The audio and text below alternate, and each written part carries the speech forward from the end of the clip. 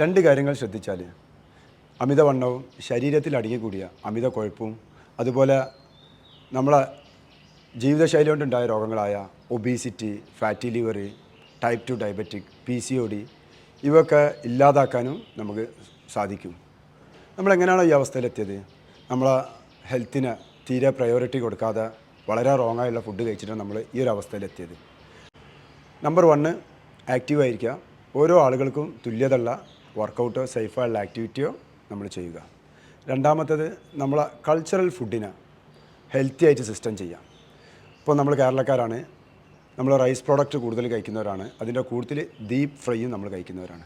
ഇത് രണ്ടും കുറച്ച് കൊണ്ടുവരിക, അല്ലെങ്കിൽ തീരെ ഇല്ലാതാക്കുക. കോംപ്ലക്സ് കാർബ്സിനെ നമ്മൾ കൂടുതൽ കഴിക്കുക, തവിടോ നാരോ അടങ്ങിയ കാർബ്സിനെ കൂടുതൽ കഴിക്കുക. ഹെൽത്തി ഫാറ്റും അതുപോലെ തന്നെ പ്രോട്ടീൻ ഇൻടേക്കും ഇതിൻ്റെ കൂടുതൽ കഴിക്കുക. അപ്പോൾ ഈ രണ്ട് സിമ്പിളായുള്ള കാര്യം നിങ്ങളെ ജീവിതത്തിൽ അപ്ലൈ ചെയ്ത് കഴിഞ്ഞാൽ നിങ്ങൾക്ക് നല്ല ഹെൽത്തും ഫിറ്റ്നസ്സും നേടാൻ സാധിക്കും.